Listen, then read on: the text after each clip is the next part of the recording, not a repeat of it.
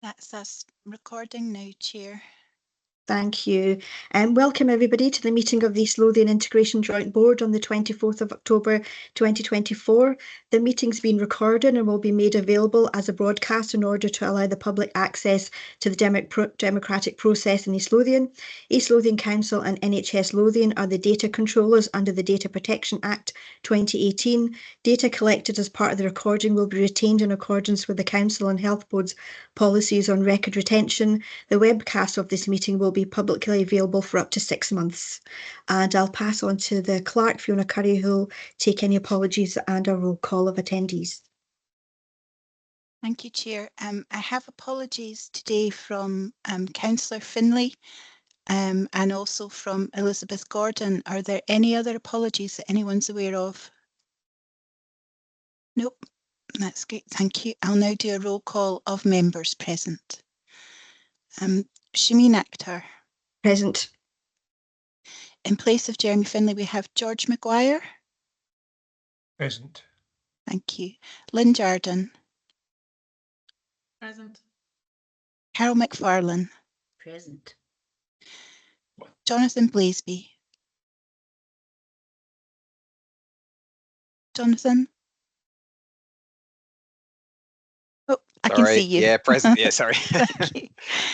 Patricia Cantley. Present. Andrew Cogan. I'm present. Thank you. And in place of Elizabeth, we have Martin Connor. Aye, present. Thank you. Maureen Allen.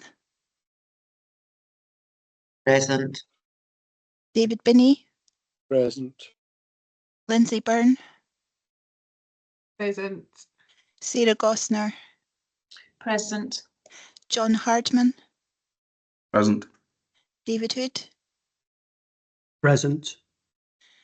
Kalonde Kasangeli. Present. Thank you. David King. Present. Claire MacDonald. Present.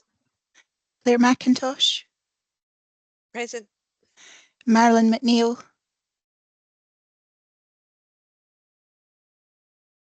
Marilyn, I think I saw you. Thomas Miller.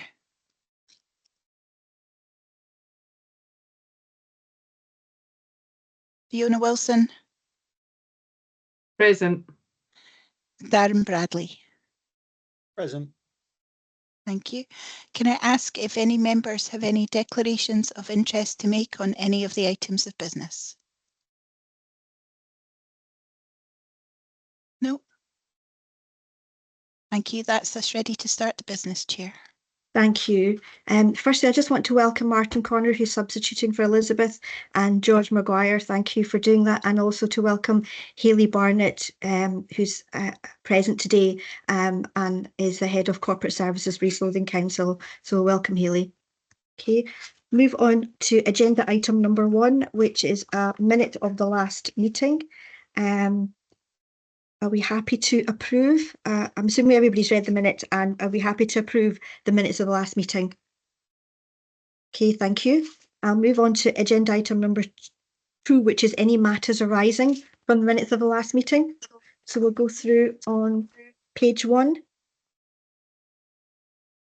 page 2, page 3, page 4.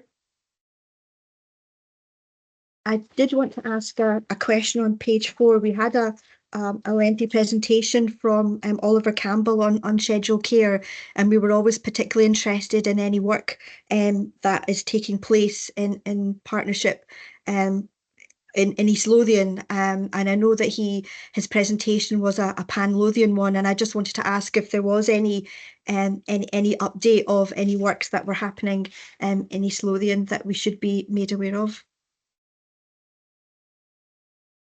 Fiona Wilson?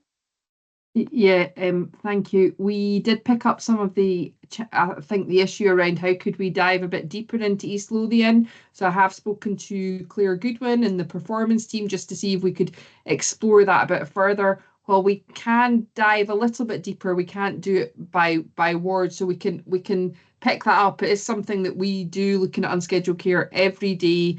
around that kind of demand. But I have already followed up just on the back of that presentation of what we can do around just that spotlight more so on East Lothian. And I know we were keen to do a development session as part of that, Chair.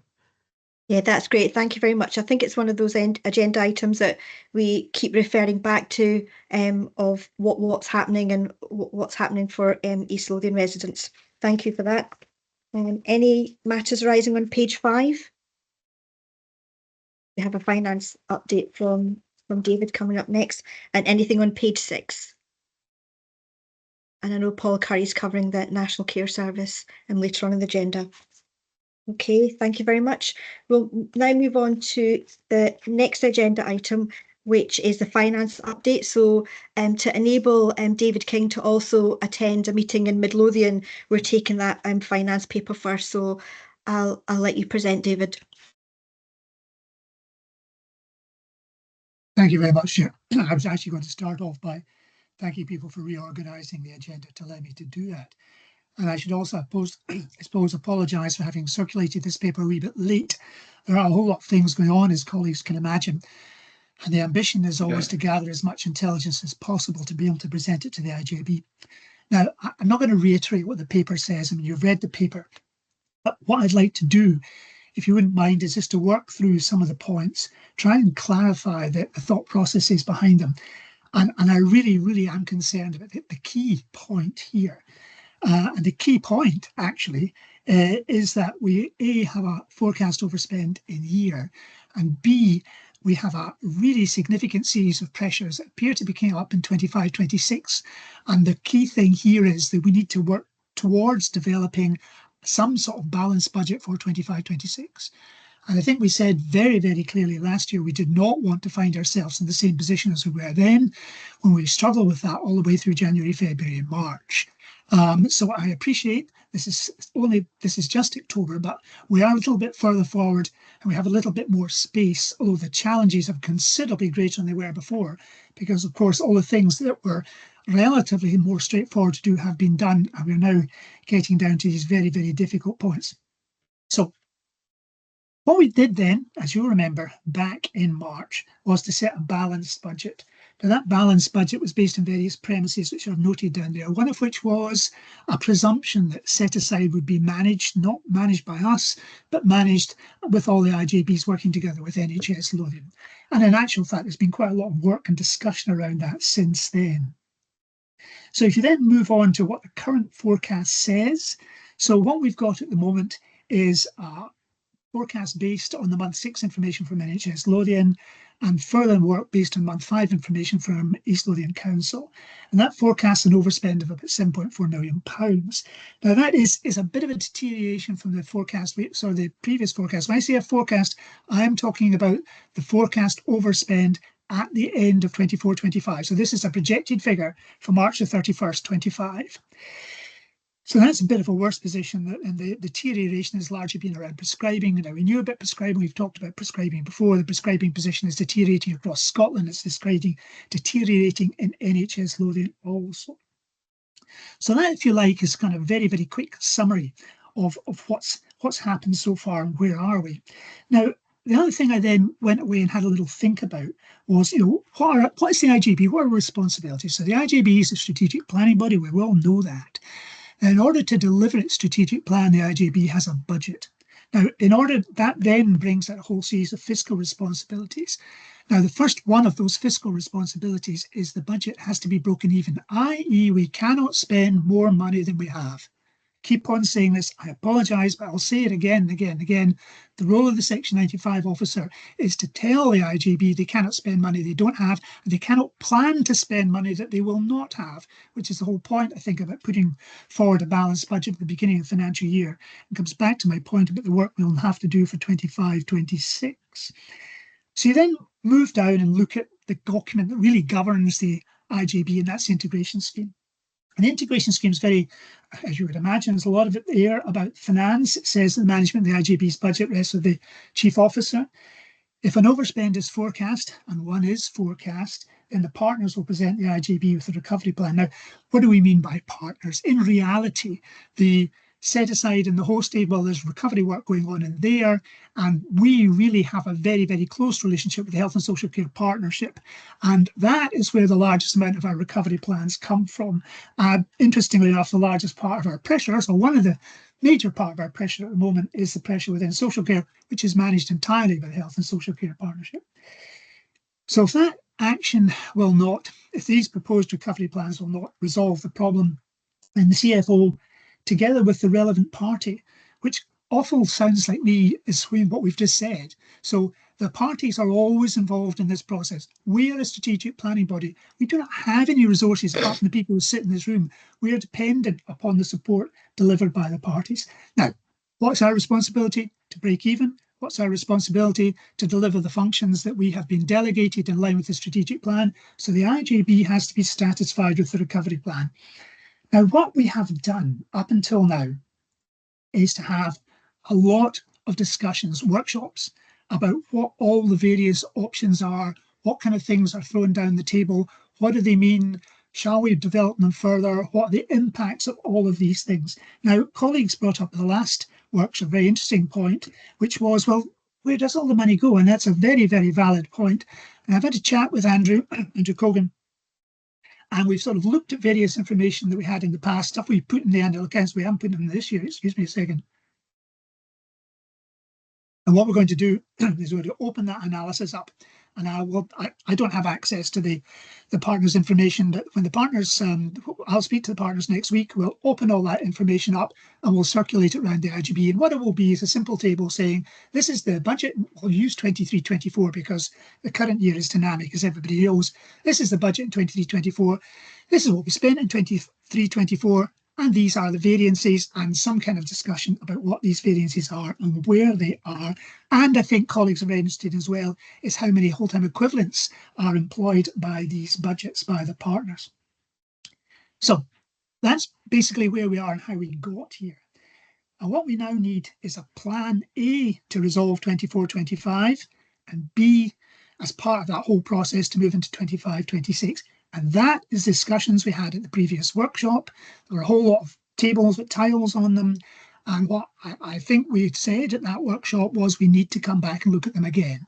And the proposal was that either we use the strategic planning group in November to have that conversation, alternatively we have another meeting in November to have that conversation, because we need to move on to some kind of clear set of processes that will allow us A, to break even this year, or alternatively to have a proper conversation with our partners and let them know what the challenges are in here, but much, much more importantly, to have a clear balanced plan for 25-26.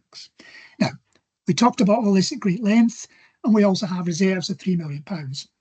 Now, we've had a lot of discussion about reserves, and one of the things that we need to think about over the period is what are these reserves? Where did they come from? We've had all that discussion before. Basically, when you think about this, and this is where we ended up at the end of 22-23, you cannot be overspent and have reserves. So if the overspend is £7.4 million, and that's what we're being told, and we've got £3 million worth of reserves, they are gone to match that to mitigate against that overspend. So that, if you like, is a thing that will happen. We have an opportunity here to do a bit of financial planning. No, we have a requirement here to do some financial planning and to drive some of that forward. This is a continuum. This is a relationship that's existed nearly for 10 years now. Things have happened, and colleagues will recall all the conversations around setting the 23-24 budget. Colleagues will recall all the conversations about resolving the financial pressures in 23-24. What we did in 23-24, because we were simply faced with that principle of you cannot be overspent and have a reserve, we used £1.9 million of our reserves to fund the pressure in social care, i.e. effectively the pressures in the council, and NHS Lothian gave the IJB an additional £740,000. These are things we know. I put these in the last paper. What we're now thinking is, what are we going to do with these reserves? Well, first of all, this is a continuum. We are obliged to support our partners in the same way as they are obliged to support us. So our proposal here is that we use these reserves to offset the health pressures. And that's not just a sort of quid pro quo, that has also got a financial benefit in it to the IJB. Because we have a clear discussion with NHS Lothian here, we say, pressures of 4.2 million, right? That's fine. They are what they are. If we set £3 million against that, where does the 1.2 million go? And they have come back to us and said, well, on that basis, we will, if we can break even, support that gap. So by investing £3 million, the IJB effectively gets £4.2 million back. Now, I think that's useful. I think it allows NHS Lothian to plan, and it allows the IJB to plan. And more importantly, it allows East Lothian Council to plan, because now we have made our position clear. Now, I am not for a second suggesting that we are going to say, well, that's absolutely fine. East Lothian Council, here's the £3 million pressure. That's your problem, because it is our problem. And I know that we will continue to look for solutions to try and manage that financial pressure, and that will be part of the work that goes to the next strategic planning group. I think the key thing here now, as I keep on saying, and I do apologise, is to keep on moving forward. So I should have said, I've just written this down, it says in the paper, one of the things that people have said, and quite rightly so, is nobody knows what's going to happen in the future. The UK government have a budget on the 30th of October, the Scottish government have a budget on the 3rd of December. The UK government has committed, I think, from reading the newspapers, to putting more resources into the NHS. Absolutely fine. Both these governments already are underpinning 5.5 pay awards across the NHS. That is an enormous quantity of resources. So what will happen is the Scottish government will get their share of whatever money comes through that system. They will have to fund the pay awards in Scotland, which is not a trivial task, I assure you. There's a whole lot of conversations going on about pay awards for local authorities. Now, what, again, this is my understanding, and other colleagues will have more intelligence than I will. Local authorities have got a kind of balance in their current positions of a pay award settlement of about 3%. If the pay award settlement is greater than 3%, it is possible the Scottish Government will put more money in. That has to come from somewhere as well. And it is not a secret, although I don't know, it's been terribly widely known, that the Scottish health boards are struggling. There are many health boards in Scotland will not break even. They will require what is called brokerage, which is simply additional funds from the Scottish Government in order to bail them out. So what I'm trying to say is there may well be money coming from the 30th of October, but the briefing that's coming back to me suggests that there will not be any additional money to try and deal with these huge operational pressures that we are attempting to manage. But what I was going to say was that if the health pressure is less than £3 million, then NHS Lothian have also said, well, that's absolutely fine. We'll give you the money back, or alternatively, let us be underspent in that particular part of the budget. So it will come down to the same place. What the actions we need to say now, and I said this at the beginning, I'll say it at the end, is we need to put forward further recovery actions for the current financial year, for future financial years. We need to discuss that at the workshop, at the SPG, or another workshop. And the whole development of recovery plans, regardless of 24-25, the development of proper balanced budget for 25-26 is the thing that makes me most anxious. So apologies, I've probably gone a little bit long there, and I'm quite happy to answer questions or to talk about other details in the paper that I've skipped over. Thank you, Chair. Okay, thank you very much, David. I'll just open that up for questions and then leave comments afterwards. So do we have any questions for David?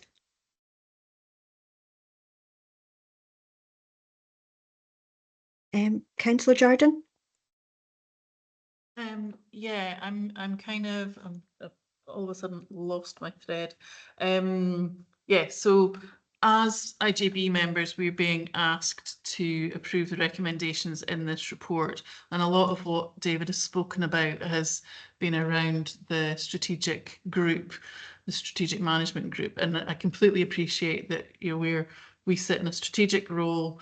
Obviously that group is sort of a group that straddles ourselves and the operational bit. I suppose we're being asked a question or questions here today when I do not have a significant level of understanding about what discussions have been had in that group so far.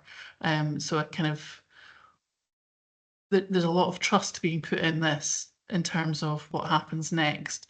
Completely appreciate where you're coming from in terms of the need to do something sooner rather than later to enable the strategic planning around finances. But I just wonder if you can say a little bit more about how we can have a degree of comfort around how what we say here is going to be rolled out.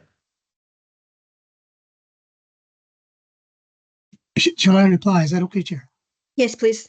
No, that's a well-made point. And again, I apologise, I'm terribly bad at repeating myself. IJBs depend on two things. One is the relationship with their partners, and the other is the partners' relationships with each other. And you're absolutely right, Lynn. There is a lot of dialogue going on behind the scenes. Fiona and I, we have partners meetings where Fiona, myself, Shameen and Andrew meet with the Chief Executives, NHS Lothian and East Lothian Council. We have fairly regular finance updates. I have regular finance updates with colleagues in NHS Lothian, as does Fiona. And Fiona and I have regular finance discussions with colleagues in East Lothian Council. So I rely on, I have an interesting position here where I don't have an operational role, so I rely on information being fed to me by partners. Obviously, I know these partners well, and I worked for them for a long, long time in the past. I trust the partners. I certainly, if they're telling me that's what's happening, then I'm quite happy to believe them. If they are saying we will do this when that then other thing happened, I believe that as well. We have history here, a lot of history between the three of us, and we've seen things happening over a long period of time, and people have behaved extremely well during that period of time. So I think I trust them. And I hope the IJB does as well. And of course, the IJB also represents the partners. So we have that whole kind of shared relationship. Okay, thank you, David. Does that help to answer your question, Lynn? It does. Yeah. Did you want to come back on anything? Okay, thank you. And Marilyn and then Carol. Marilyn, your mute button's still on. Thank you. Sorry, David. What are the criteria for targeting certain service areas? I realise that it's based on the strategic plan, but within the particular 7 objectives, are there any criteria? Yeah, that's a really, really good point. So it sounded terribly patronising, but it is. And one of the things, saying papers, one of the things we discussed before, is there's a huge risk that any of these recovery actions simply become a financial reaction to a financial problem. And we are here trying to deliver a strategic plan with a pot of resources. And that, what we need to do is kind of 2 steps. First of all, we mustn't forget that we're trying to deliver a strategic plan. And therefore, when we have all this dialogue, and this flows back through the Health and Social Care Partnership, because colleagues in the Health and Social Care Partnership are also the same colleagues who are working, developing the strategic plan that then comes to us through the SPG for all the discussions and agreements, that all these things continue to be joined as possible as much as they can do. And therefore, we're not going to do something that will seriously damage the strategic plan, or if it does, then that has to be flushed out. Therefore, we have to change the strategic plan.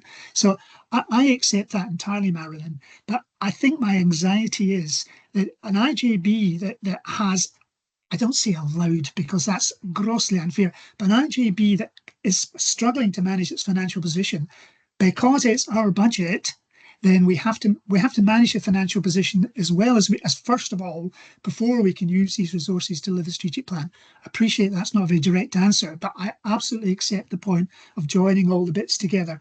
And your point about what we are here for is absolutely key. Thanks. Okay. Is that okay, Marilyn? Did you have any other? Yes, thanks. Okay, thank you. Carol? It's just under the recommendations, it says support the further development of recovery actions. And I'm a bit worried as the champion for older people, exactly what these recovery actions are.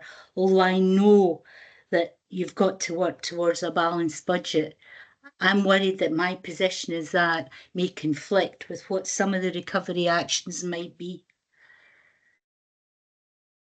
And I agree with that, and I absolutely appreciate that. So I'm saying support the development of, because there are no recovery actions here for you to agree. We will have that discussion, in another workshop with everybody around the table, and the IJB won't be asked to support anything until it's had a chance to discuss it very, very fully. So we're asking you to support the work that is currently ongoing, and we had that discussion at the last workshop, and not to agree to anything here. I don't think that's fair. Fiona, sorry, did you have a thought? Yeah, I was just going to come in just recognising Councillor McFarlane's point, and I think that's the question of recovery actions and the impact on older people is a question that and for people as a whole and people in East Lothian is key to everything that we do. And part of this process is around ensuring we're doing the right thing for the people in East Lothian, but also Councillor McFarlane using our professional leads as part of that process, so that we can we mitigate against the risk of decisions, the choices that were being put forward, but also then asking our partners and using our partners for support. So I absolutely take on board your point around that kind of conflict. It's something that it's core to us as a leadership team, and the recommendations that we put forward and how we mitigate against them, because risk plays a huge role in this as well. So I suppose I want to, I guess, recognise what you're saying, something that's very real for us as well as a leadership team. Okay, thank you, Fiona. Carol, does that help to answer your question? Yes, partly. Okay. Did you have any other questions? Okay, thank you. Just want to check if there's any other questions for David. Jonathan? Yeah, hi, David. I guess just on your the point about the analysis you were going to produce for the 23-24 income and expenditure. I think based on our previous discussions, it may just be how you described it. I think it's a little bit more than what you said. I mean, I think it should be 24-25 to the extent we can on the budget. I'm not quite sure if you could explain why we can't look at that would be good. But it's more from, we've talked previously about why we need this analysis, which was really around everyone's points about needing a more comprehensive kind of picture to enable informed decisions. I mean, that's the purpose for doing this work. And I kind of feel it's around looking at discretionary cost and kind of commission services, etc. That was where a lot of the fog was around for the IJB members. I felt, certainly myself, was to be able to make an informed decision, you kind of needed to understand what was in our income and expenditure statement, what was discretionary variable, what were the choices we could make in terms of stopping certain services and cutting costs, because that's what we're talking about here. And that was the bit in the workshops we had where it was a bit unclear, and kind of where we talked about, well, can we kind of present that pathway or sort of audit trail, if you like, from our income and expenditure through to making these kind of big decisions that we might have to make, which would affect people in our communities. So that was kind of one question around that. I might be you may well be doing that already in what you described earlier. And secondly, related to that, we've talked a lot in these various meetings, in private and public meetings, around statutory services and statutory duties, and that has come up a lot in recent months, of making sure decisions we make and do not affect or we fall foul of our statutory duties and services. And that was a bit which was again, we talked about having more clarity on that and what that meant, and potentially even getting legal advice on where we might impinge on those statutory services, because personally I'm not clear what the red line is on some of these decisions we're making, where we might impinge on those duties. So they were the two points or questions I had. Right, okay. Well, we will, as I said, open this stuff up. The budget model, as I said before, is direct services. So there aren't, as a generality, there aren't overhead in there. So when we're looking at things, we are looking at service delivery. The issue of statutory and what's statutory and what's not statutory, what do you mean by statutory, is something that I think Fiona was going to seek legal advice, or we are in the process of seeking legal advice, and I'm not entirely sure. I recall that conversation. Maybe she could answer it slightly better. Do you want to come in, Fiona? Yeah. So we've had an initial meeting with the legal team just around the statutory responsibility. There is no doubt there will be impact to decisions that we make. So we are seeking that guidance with the team. So they're away doing a bit of work for us just now, just to try and understand it. But we have flagged that, and how do we mitigate against that risk? But yes, this is a it's a really difficult time. It's not unique to East Lothian, but the decision for the IJB, it sits firmly with the IJB. So we're making recommendations to help steer us to allow us to do the best for the people in East Lothian. And with that, we've sought legal advice, and with that, we're doing, and as we've discussed in development sessions, that level of scrutiny of ourselves around, and able to evidence ourselves and look at benchmarking locally and nationally, just around that our spend. So I'm confident that we are doing that and can demonstrate that, and we've picked that up at the a couple of development sessions and shared slides on that, because we are keen to take the IJB with us and being completely transparent in the process. But part of this discussion and this decision for today is around the forward planning, so that we can move on and continue to do this as part of our recovery plan, because there will be challenging decisions to come given the financial situation, but we have to balance that with risk and the statutory responsibility, and that's why we're seeking guidance from the expertise. So I hope that answers your question. Yeah, that's fine. I think forewarned is forearmed, right? So I think that's, if you've got that, and that's ongoing sort of on the side here a bit. Hopefully that won't become a distraction later. But otherwise, I obviously support getting this done early, right? As David said, we're talking November, December. We're already so far into the year. We've talked about this before in the workshops. We just cannot wait and wait and wait. We have to make decisions, but we can't. As an IJB membership group, we need the right information, the comprehensive information to make those decisions. We can't make them just on a hoof, really. So hopefully into November and December we can somehow bring this to a resolution. Okay, thank you. Okay, can I ask if there's any other questions for David? No. David, I had a few questions. One was around the timing of this, and you've highlighted that in your paper, that there's uncertainty. There's uncertainty for both partners, because they we don't know what's coming through in the Scottish Government budget. We don't know what's coming through in the Westminster budget either. So to ask about the timing of this, why put forward how we use our reserves in October when there's so much uncertainty in the system, where we don't have a year-end position from either party, either the NHS or the council. And being at an NHS Lothian Finance and Resource Committee earlier on in the week, they were saying it'll be clear to us when we have an in-year update, and again with the council, that those positions are always changing, and our experience tells us that the position does change. So I'm finding it difficult to understand why we're doing this now. I mean, that's not an unreasonable point. I think the point about this is that there's no good time to do anything at all. And I understand that we're going to have budgets, and as I said when I was talking, in fact in the paper, that these things will unquestionably change. But we now, as Jonathan said, the clock is ticking. We must make our plan.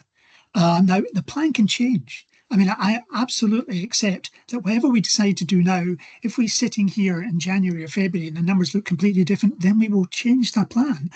But if we don't make a plan now, we don't give any kind of feedback to our partners, so they have no idea what we're going to do here. And I absolutely appreciate that everybody's utterly committed to doing whatever has to be done here. But I don't want anybody thinking, oh, well, maybe we'll get some money out of the reserves and that'll sort this particular issue out. I just want to be clear, absolutely clear and unambiguous. And the best time to start planning is now. And I don't want to be having this conversation in February and March. And I don't think anybody else wants to be having this conversation in February and March.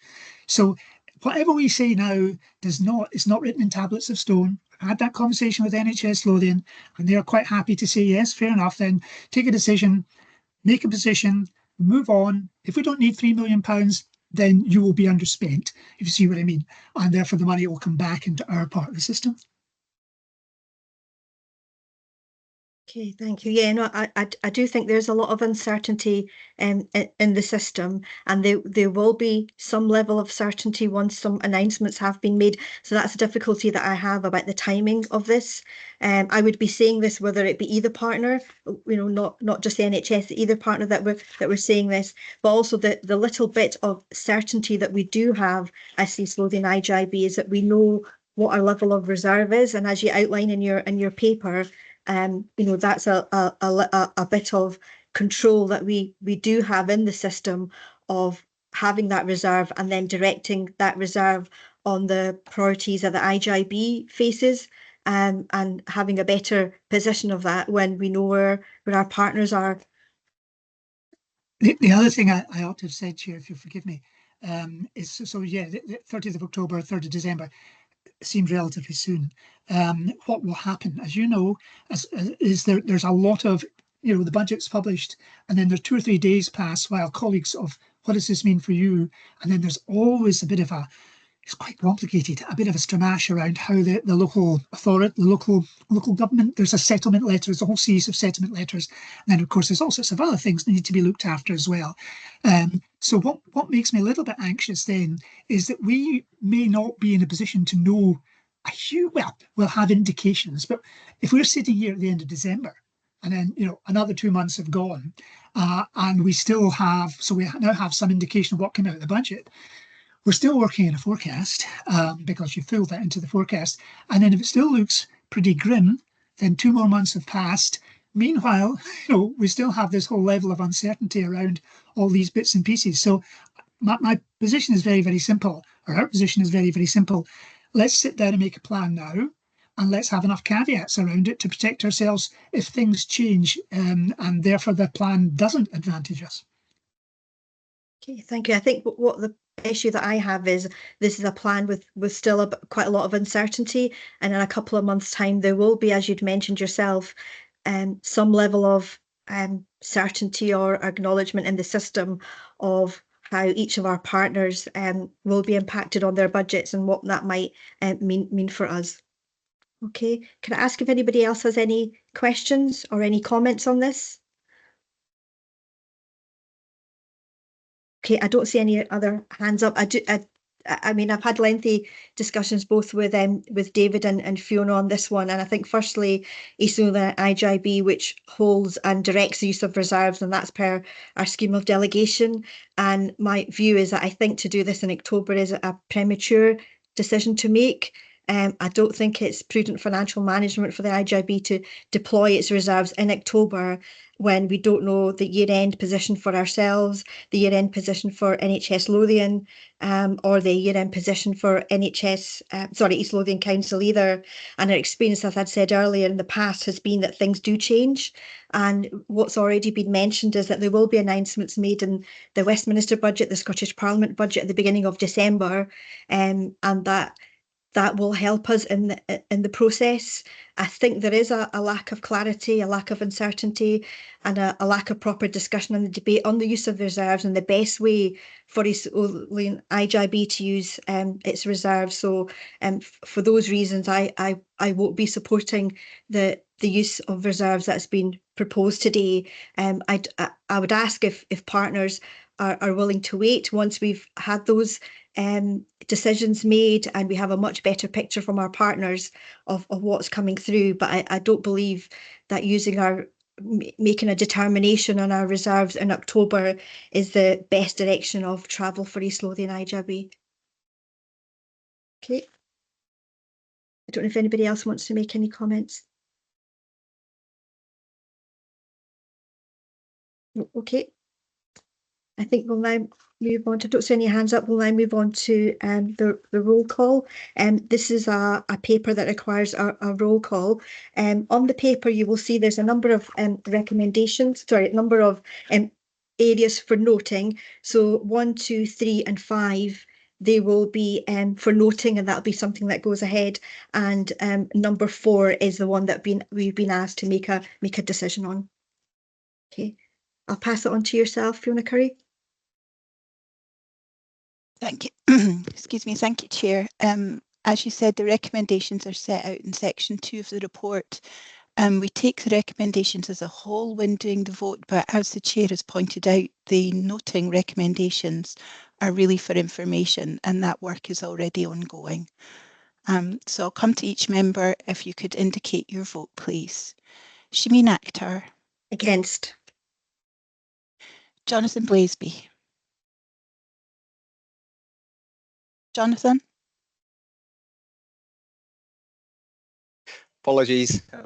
No, on balance, I support this. I think I know circumstances change, but I think as we stand here, that's fine by me. I support these proposals. Okay, thank you. Patricia Cantley. Likewise, with Jonathan, I think reluctantly we have to support this and thank David for the work he's done on it. Thank you. Andrew Cogan. Yeah, I fully support the recommendations put forward by David and officers. Thank you. And Martin Connor. I support the recommendations as well. Thank you. Lynn Jardine. Support. Thank you. Carol McFarlane. Against. And George Maguire. Against. Thank you. That is a vote of 5 votes for and 3 against. Excuse me. So the recommendations are approved. Okay, we'll pass on to agenda number 4, which is the chair's report. When I was looking at everything that's been going on, I kind of maybe put it into 3 categories. One, firstly, having engagement with staff since the last IJB, also throughout the year, just to take this opportunity just to thank all the social care, social work and health staff for all the hard work that they're doing in supporting individuals in really difficult and challenging circumstances. They are doing things in a really professional manner and supporting individuals to get the best outcome for them in really, really very, very difficult circumstances. And I meet staff regularly in my work and following up constituent queries and other queries, and I can see that the work that's going on. So just for the note and all for the staff here, if you're a manager or a team leader or whichever member of staff you may be, please go back and thank your staff team. We recognise the challenges that you're facing and the hard work that you do. So we want to just recognise that, and that's social care, social work and health staff. So I just wanted to say that, having had engagement with the staff over the past few months. One thing I wanted to, the second thing I wanted to raise was around the challenges that we face, the financial challenges that we face, and the growth in population that we face. And what I've been doing is taking every opportunity possible to raise those, because it's because of the growth that's happening within East Lothian, and the National Office of Statistics estimated our growth not as fast as it actually has been. So I've been taking the opportunities at a number of meetings which I'll outline, raising those issues and looking at how we work together with the East Lothian IJB to take those challenges forward. So that includes the NHS Lothian Finance and Resource Committee. The NHS Lothian Charity Trust had a development session, and again raised the issues around population growth and the need for support for older people. The NHS Lothian board meeting, where we had an update from IJB officers. Again, I wanted to find out the opportunity of how we're raising those difficulties and challenges that we're all facing at the highest levels. At the IJB chairs and vice chairs meeting, again taking those opportunities to raise the challenges that we face.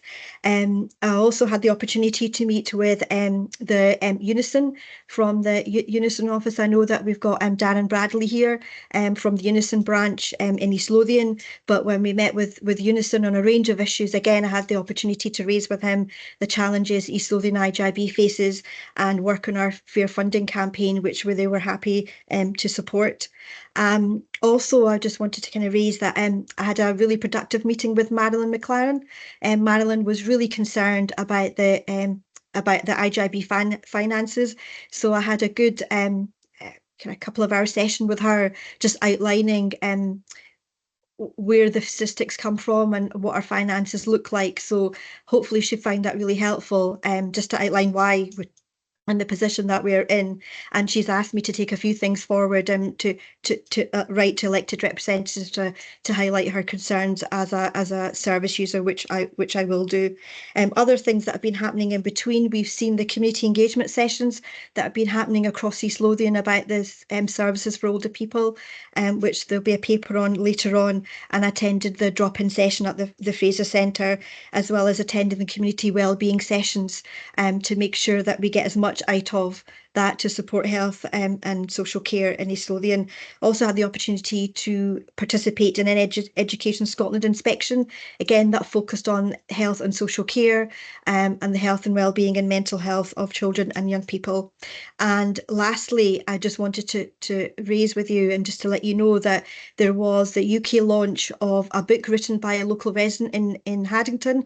Her name is Anne Burnett, and her book is The Last Journey, and the book is all about her experience of her life with her husband Bill before and after he was diagnosed with dementia. And there'll be lots of launches of that across Scotland, but there will be some in East Lothian as well. But it's a really powerful story of her life with her husband and life with dementia, and just showing that how difficult it was as a carer, but also, you know, how they went through life and the positive experiences that they've also had. So those are some of the things that have been happening over the past few months. I just want to check if anybody has any questions or queries. I'm more than happy to meet with any IJB members to do the same as I did with Marilyn around the finances, and just to let her know, or whoever wants to have a chat, what's happening. There's a huge amount of work that's going on behind the scenes to raise those challenges. Okay, Councillor Jardine. Yeah, it's just on that. I mean, I think I know it's not necessarily been how we've conducted the chair's reports before, but I wondered if we might have more of an opportunity to think about questions for you, Chair, if we maybe have a written report in future. I don't know if that's something you could consider. Okay. Yeah, I'm happy to do that, and feel free to ask questions at the IJB meetings, and also don't hesitate in getting in touch with me between meetings as well, because I'm always happy to do that. Okay, all right, thank you. I'll move on to agenda item number 5, and that is the Integration Joint Board Code of Conduct and Responsibilities under the Ethical Standards Framework, and I think that's Paul Curry who's presenting that paper. That's correct, Chair. Thank you very much. I'm going to start with a presentation and then move on to the paper if that's permissible. And I'm trying a new way of presenting the thing through Teams. So can members see anything yet? Yes. Excellent. Yeah. Okay. Members who've been around a bit will recognise some of these slides. This presentation was delivered last year as part of bringing members up to speed on the requirements attached to the IJB standards. New members won't have seen these, and the presentation on paper are part of the annual update refresh for existing members, and is intended to inform new members of the IJB standards. So you won't need a history of the IJB itself, but it's worth noting that the first code of conduct for the IJB was given out in October of 2015. There was a revised code in 2022, which our IJB adopted. The 215 and 222 codes recognise the role of the Chief Officer as Standards Officer for the IJB, and the role of that Standards Officer was set out by the Standards Commission in an advice note. And the Standards Officer role, which is held by Fiona Wilson, is to ensure that members are properly trained, informed, supported and guided on the requirements of the code. So the role is advisory, and it's also supportive. And as you can see from this list of roles, it's a way for members who are unsure of certain aspects of what's required of them to just check with Fiona and be given some guidance on their role. The Code of Conduct, which I think is attached with the paper, is designed to comply with ethical standards in public life. And as I said in the last couple of slides, The revised Code of Conduct was issued in June 2022, with existing members and future members required to sign the code to indicate acceptance with the requirements.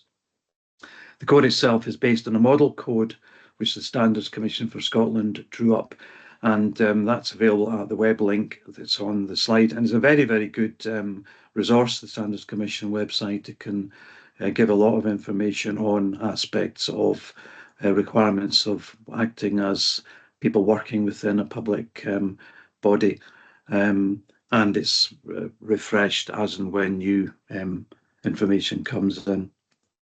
The 9 principles of public life you can see here.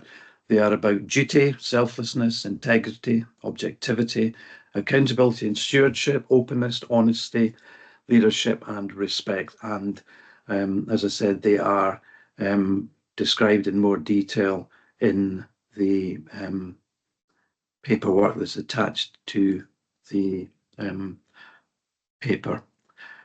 There are some interesting descriptions of how the strategic role of the IJB and the operational work of the HSCP and the Chief Officer in her role of guiding the HSCP come to pass, because it makes clear in the guidance that the IJB member's role is to provide strategic leadership, ensure the body meets its aims and obligations, ensure that the needs of service users are at the forefront, holding the Chief Executive and team to account through scrutiny of service delivery, making or approving decisions that are key to the operation of the public body, and ensuring financial stewardship, as we've seen today.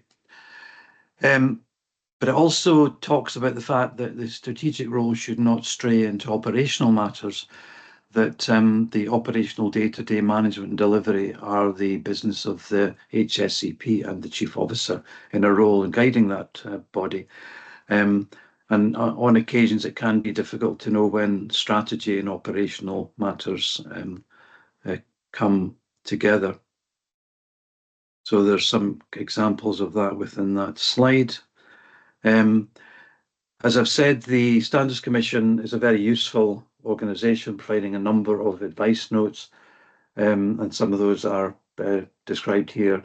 There are specific things about the IJB's role, the members' role, but there's also the aspects about, as I've just described, strategy and operational work, bullying and harassment, declaration of interest, social media usage, etc., etc. So I would advise members to have a look at those aspects of the Standards Commission's guidance. The advice notes that's appended to the paper provides members of the IJB with a useful overview of their responsibilities. It emphasises the personal responsibility to observe the rules for IJB members. It directs that the Code of Conduct applies in all those occasions where members are either acting directly as an IJB representative or have referred to themselves as a representative. It provides very useful examples of potential breaches. That's a really good way, I think, of testing aspects of when the code might be at risk of being breached within individual practice. And it highlights the circumstances, which I think are extreme, of sanction or disqualification of an IJB member. The other thing to note is that IJB members have a register of interest that is kept by the clerk of the IJB, and that is supposed to be kept current. So if there's any change in the circumstances of an IJB member, they are asked to inform Fiona and her team, Fiona Curry and her team, of that so that the change could be noted. The members who are councillor or non-executive director members are asked to adopt an independent position when they discharge their IJB role. And as it notes in point 3 here, although most decisions in the IJB are reached by consensus, there are occasions, and demonstrated today, where a vote is required for specific items. And in making the decision how to vote, IJB members are asked to ensure they are fully and objectively informed of the matter under consideration, and act in the interest of the IJB in discharging their vote. The last thing to say, I think, is that members who don't already know about the revised joint integration scheme, which came out last year, I think should familiarise themselves with it. It's a very useful document which sets out the sort of legal aspects of the role of the IJB and its obligations. And the last thing that the presentation finishes with is 3 case studies which just go into a bit more detail of potential challenges for IJB members. So I'll stop presenting that paper and I'll move on to the paper that you're being asked to consider. So the paper itself, as I said in the presentation, is a refresh for established members of the IJB and is designed to inform new members of the IJB of the Standards Commission for Scotland Model Code of Conduct, the advice note for IJB members and the ethical standards framework. There's some description in the paper of the route by which these documents were developed and ultimately adopted and approved by the IJB itself.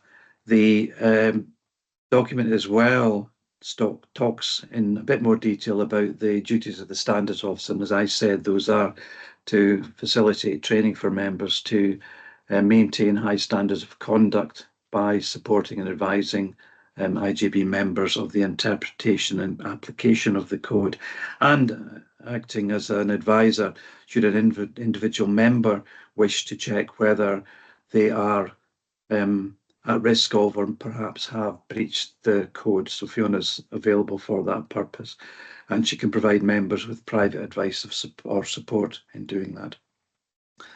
As I've said in the presentation, there are a number of briefings that are very useful in looking at aspects of the code and the IJB member conducts, and they're available at the web link that's in the paper that's in front of you.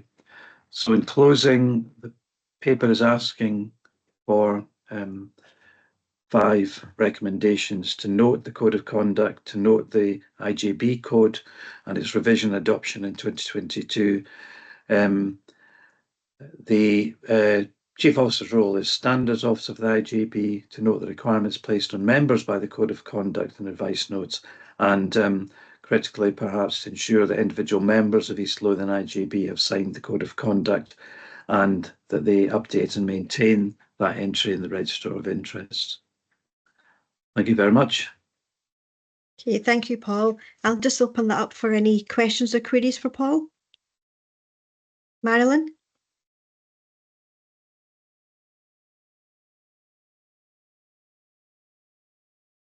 Marilyn, your mute button's on.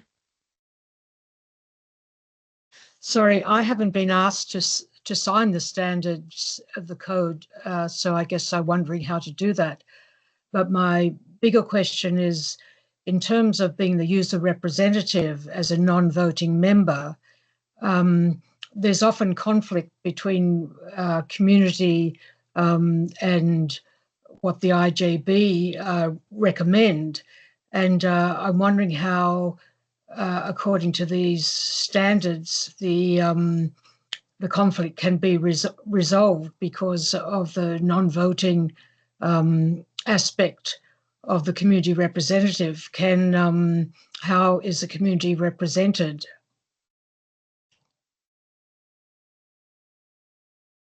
Fiona, do you want to come in that one? Fiona's looking to answer that. Yeah, I'll answer it. And so one, it's testing it against the standards, your conflict against the standards around your decision making. But the other thing is, having the conversation as well with myself as a standards officer, and also in your declaration. So you should have declarations of interest, and perhaps on what Fiona Curry is coming in on, to note any conflict. But that's where there will be times in the IJB where we all have potentially conflicts, and it's about just noting that, so that the standards that you're tested on, you can be independent, you can be scrutinised, Marilyn. But yeah, it's about having that conversation and declaring what what these interests might be that may have conflict, but ultimately you have to be guided by what you think is right against that kind of test that the standards are set out. Okay, thank you. And Fiona Curry? Okay. It was just to reassure Marilyn that you have signed the Code of Conduct. It was signed in 2022. So you're not missing anything there.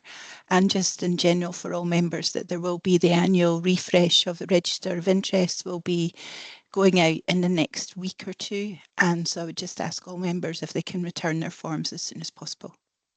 Thank you. Thank you, Fiona. Thank you. Fiona Wilson?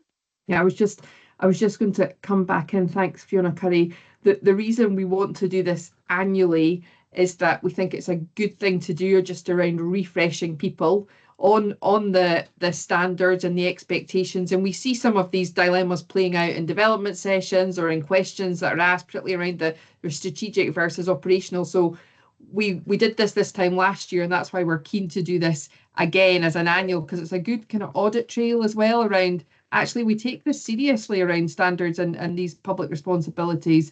So that's the context as well of bringing it here to help members and just assure ourselves of the process.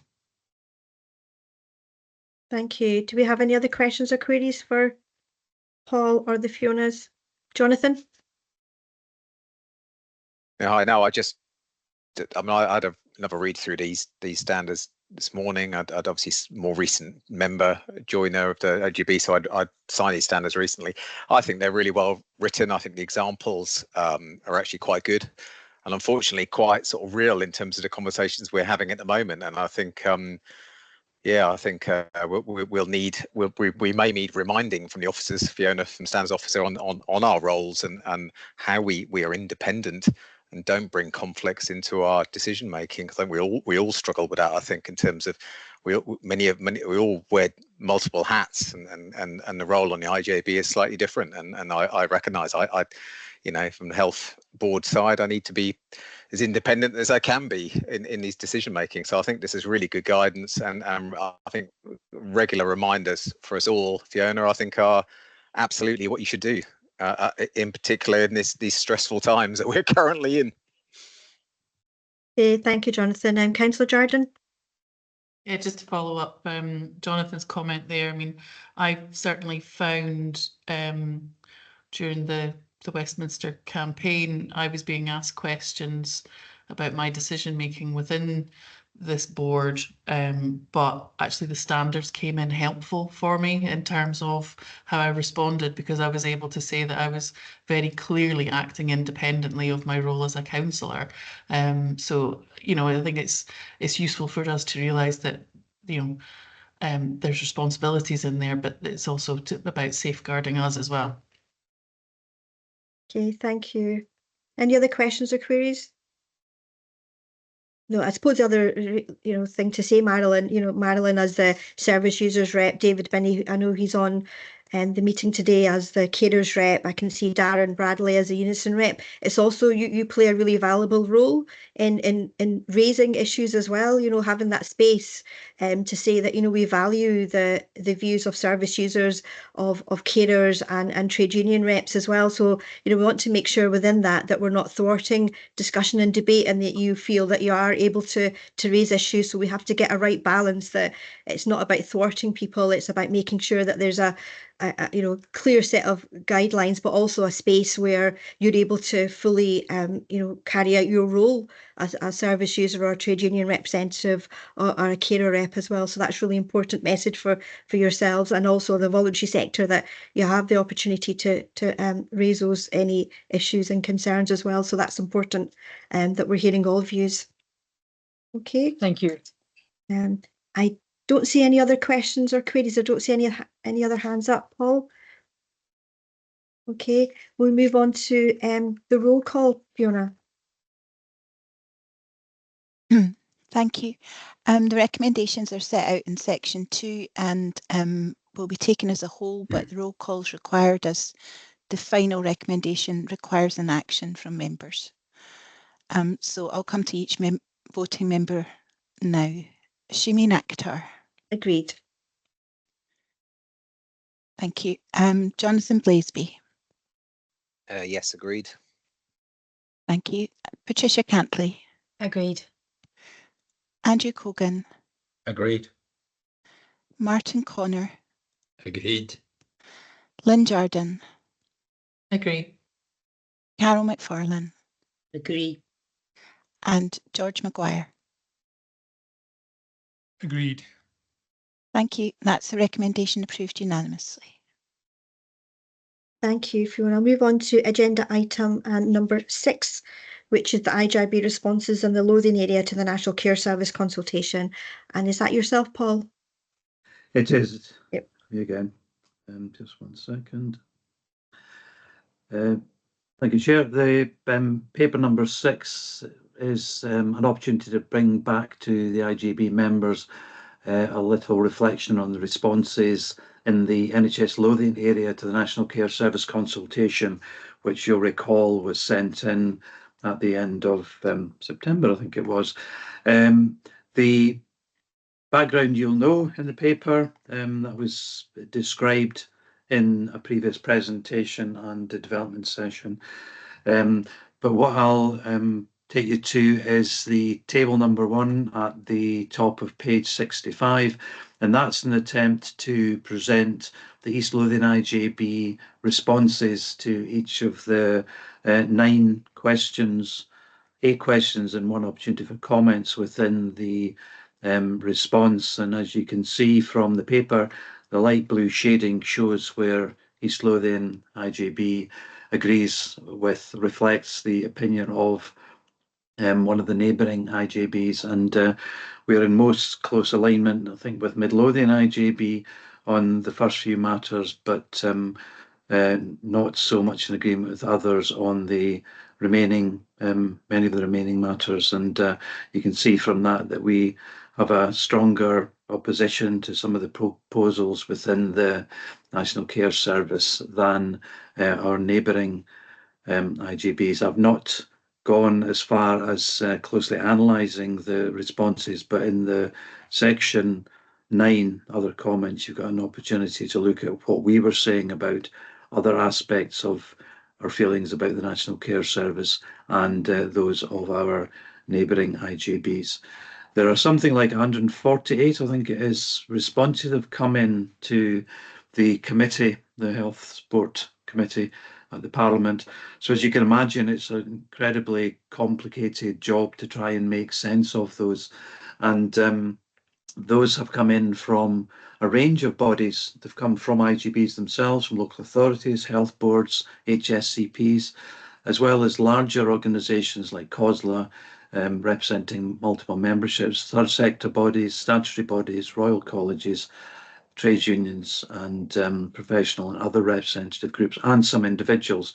So the type of response is very different according to the owner and author of that response.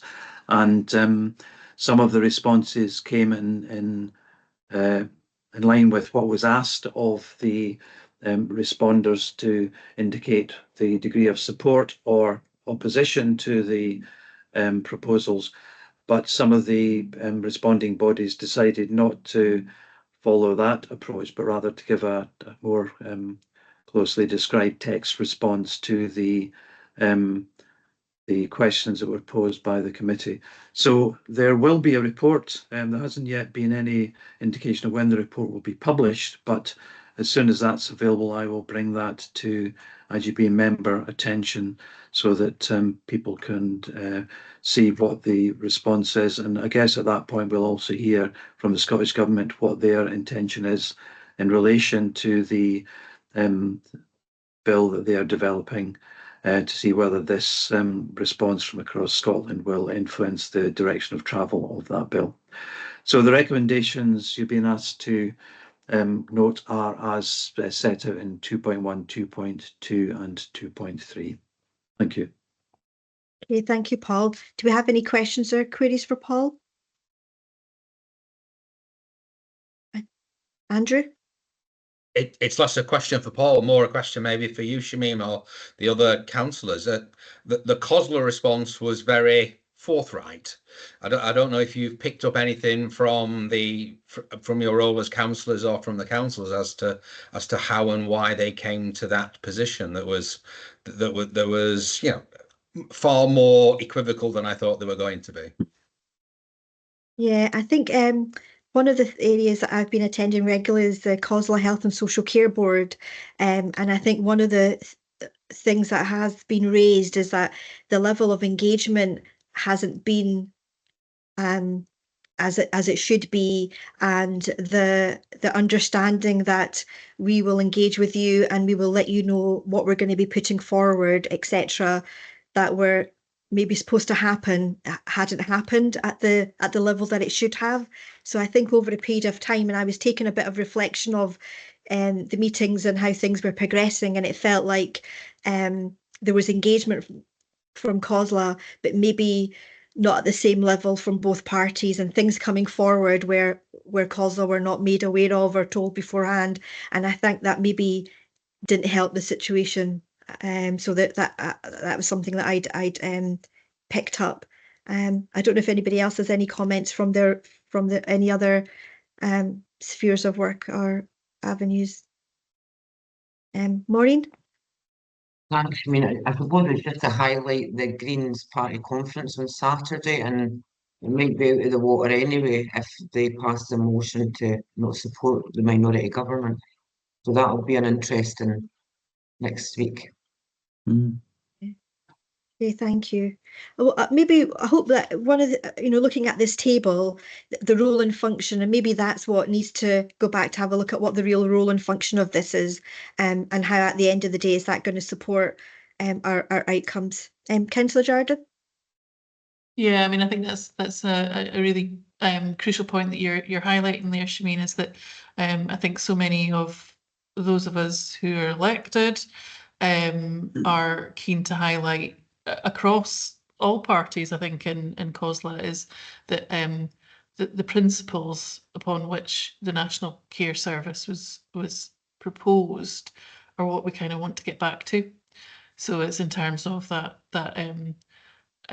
responsiveness and being able to create services that do the best for people, and to be able to have them is sort of more at the centre of things rather than it being an organisational element. So I think certainly the conversations that I've had nationally and locally, that's been what we've considered.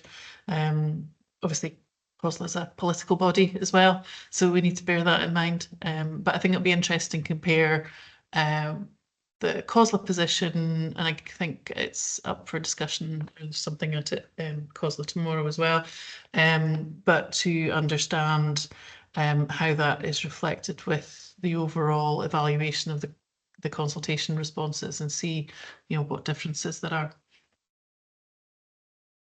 Thank you, Councillor Jardine. Thank you, Paul, for pulling everything together in our response. And I think one thing, it just reminds me of the actual Feely report itself. And I do remember from the IJB members that were there at the time that one of the first things we did was look through the recommendations of the Feely report and adopt all the ones that we could do straight away. So I think that was a really important thing for us to do, that, things will happen, but actually if they're making recommendations from I remember David Binney, like carers breaks was one of the ones that we, there was no question that we would be focusing on that and taking that forward. And it's just a reminder of what the purpose of that was from the very beginning. Paul, really grateful for the work that's been put in. If you're able to keep us posted, that'd be great. There have been some National Care Forum events.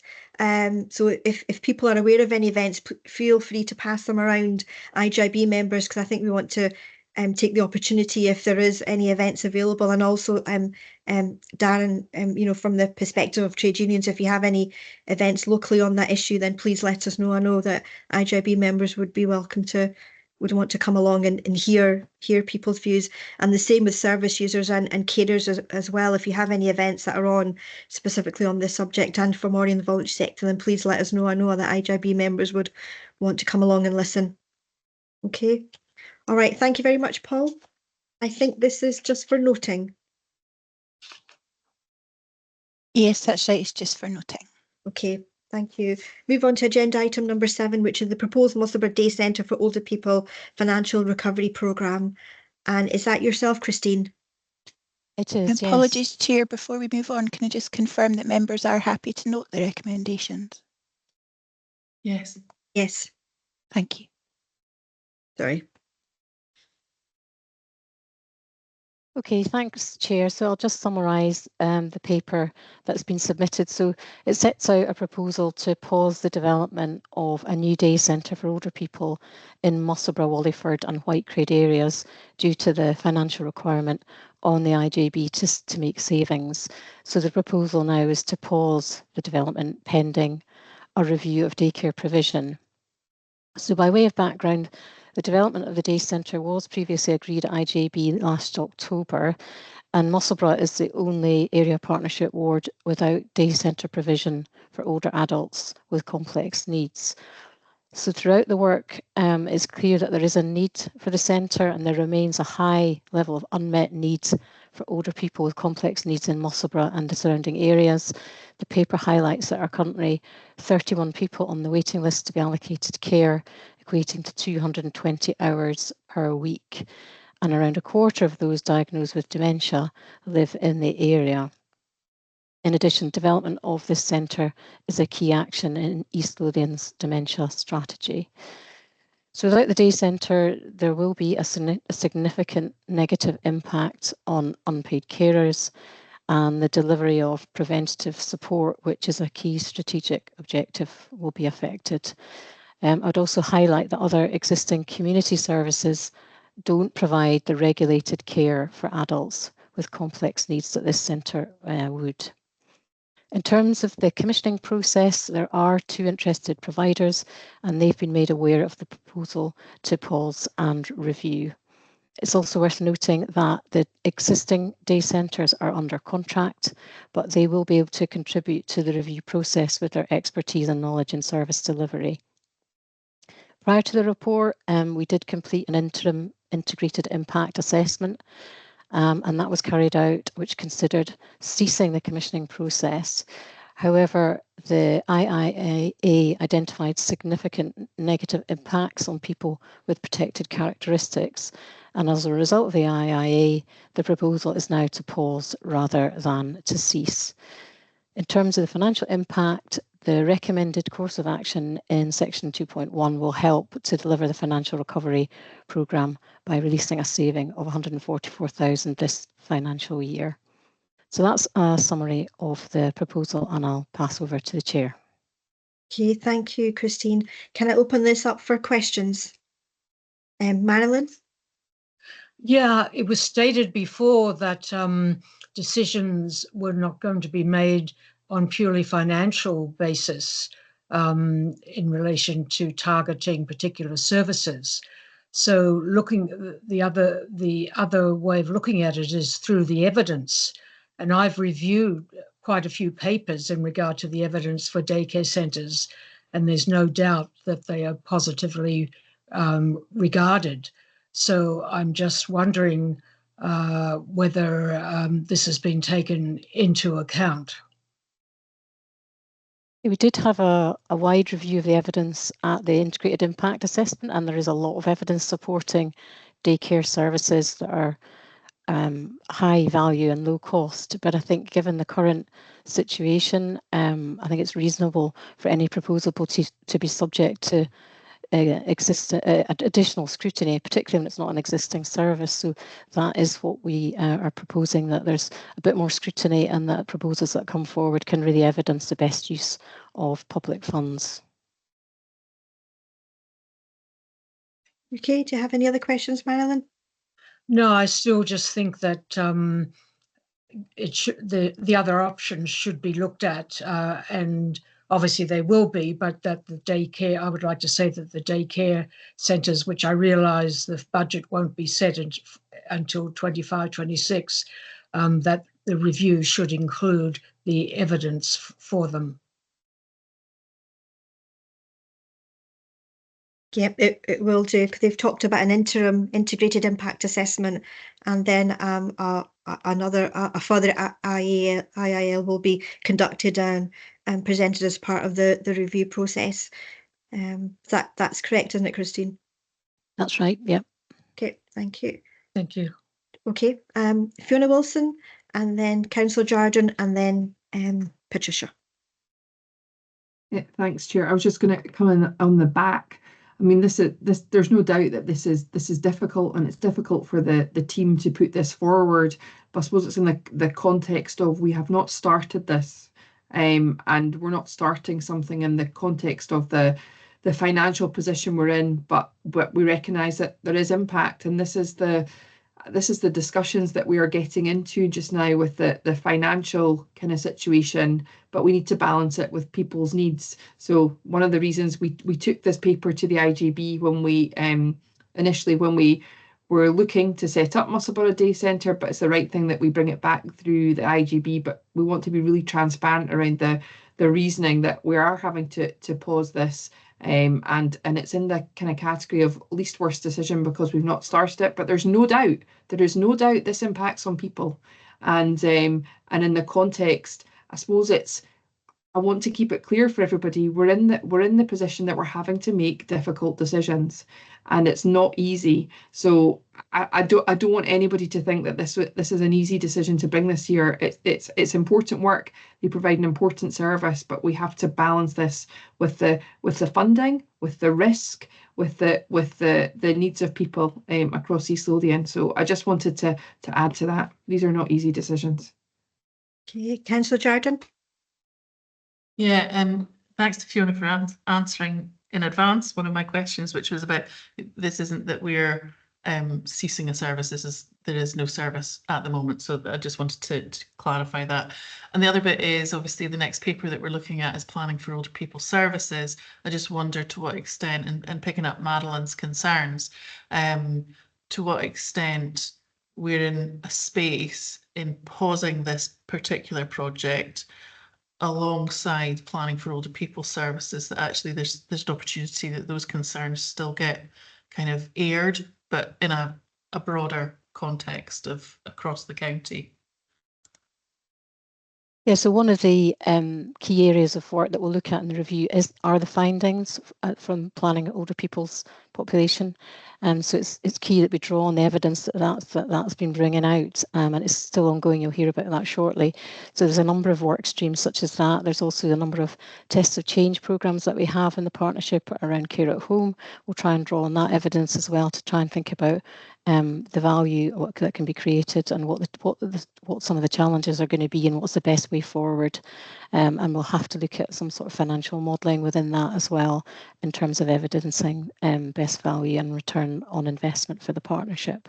But focusing again, as we've just covered, on what the risks are to individuals and making sure that those risks are minimised. Okay, thanks for that, Christine. Okay, Patricia. Thank you. In fact, I did put my hand down for a while because, in fact, Fiona actually made the point that I wanted to make, which is this is all about least worst decisions. This is desperately, desperately sad. And I totally support Marilyn's view, but equally it comes back to least worst. And I think the thing that is giving me some reassurance is that this is a pause rather than it's never going to happen. And this is also delaying something that is a future project. My plea, I think, is that we do still need to shout about this in the right fora, to make sure that these kind of difficult decisions are being escalated to our relevant political masters, because we as a country are somehow choosing not to do this stuff, and the politicians need to be aware of that and need to be discussing it. I know that we are, but we have a responsibility as an IJB to say that if we're making difficult decisions, we need to feed that up the line so that is known and recognised, because not one of us sitting around the metaphorical table here wants to do this. Bringing back to Fiona's point of least worst decisions, but we need to keep making that point publicly and to our politician colleagues. I hope that makes sense. Yes, it does. Clearly, it's something that we've continued to do, and we'll continue doing that. I've got that clear message from yourself. I got that clear message from Marilyn when I met her earlier. So we will do that, and might have a conversation with you the best ways of doing it. But yeah, we will do that. Okay. David Binney.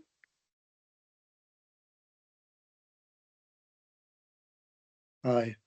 I'd just like to make the point that carers are greatly affected by this lack of development, and carers, I think, will feature very frequently, sadly or unfortunately, in our discussions going forward. And I also note that my understanding is that carers are no longer eligible for a COVID vaccination on the basis of further money being saved. And it appears that carers are going to be very much at the forefront of the savings that are going to be made. And I would hope that we are very balanced and honest in our approach to how carers are treated going forward. On a particular point, I was slightly bemused by the IIA being accommodated, but its negative findings in the initial draft being accommodated by the project being paused rather than funding being ceased for it. That seems to be very academic, whether it's paused for 10 years or whether it's cancelled just now. Thanks. Was that a question about the vaccinations, or is that definitely confirmed? That's my understanding. Okay, I don't know if anybody can come back on the vaccinations question. If not at this call, then just to let all members aware. Fiona, did you want to come in on that one? Yeah, there is correct. There's been a change to the guidance this year, and it's very much changed and doesn't recognise that role of the carer. So David is correct. Okay, thank you. That's disappointing to hear, because nationally we've got a carer strategy, we've got a carer strategy locally, and I think that'd be really detrimental of swathes of carers not getting the vaccination that they require, and then who will provide the care if they are unwell. So I take on your point. I'm happy to pick that up as well, David, in the asks that have been made by Patricia and Marilyn, and happy to work with you on that one. Yeah, just on the Christine, just picking up the point about the integrated impact assessment of for impact on carers, and how are we making sure that that's instrumental to that? We will.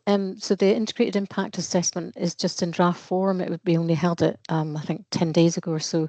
So that will be published. And one of the key highlights and findings of that IIA was the negative impact on carers of the pausing of the service. So that has to be considered, and we'll be looking at that as we look forward in the review. So it's paused subject to review. So we're going to carry out a review, as I've said, looking at the current work streams findings from the Planning for Older People's Populations POPs work, and we'll also be looking at the sort of scenario analysis of as I mentioned in the report, there's 31 people.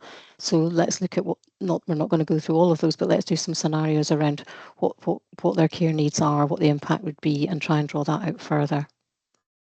Okay. Are you looking at different ways now to provide those 31 people with support? Well, we'll have to look at that in the interim, won't we? Because obviously even the centre will take some time to some time to establish anyway, but certainly, yes, absolutely. We'll look at that with social work colleagues. Okay, thank you. Laura, you had your hand up. Did you want to come in, or are you okay? I think it's probably been answered, and I suppose the JCVI have obviously, there's a number of people that have been excluded now from the vaccinations, so you just may want to pick that up if you're looking at that as a bigger picture. So just let you know that. And just on David's comment about the pausing, so pausing because we are going to do review over the coming months, so it's not a 10-year pause. It is paused while we make sure that we have got all the information to make a decision with all the information that we need. So yeah, over the next few months we'll be bringing that back. That's great. I was glad to hear that, because I wanted to ask about the timescale. So thank you for that clarity, Laura. Jonathan, and then Maureen. Yeah, actually, no, that's good. Actually, I think the timing of my questions, the timing of review is quite important here. I think, I mean, I read through the 23-28 dementia strategy document this morning, and for me, it'd be helpful to get a bit of a history lesson how we got to where we are, because according to the paper, more than a year ago, this group was agreed to the commissioning of the Musselburgh Centre, and then in February, that plan was paused. So actually, this isn't the first time, but we've come to this decision.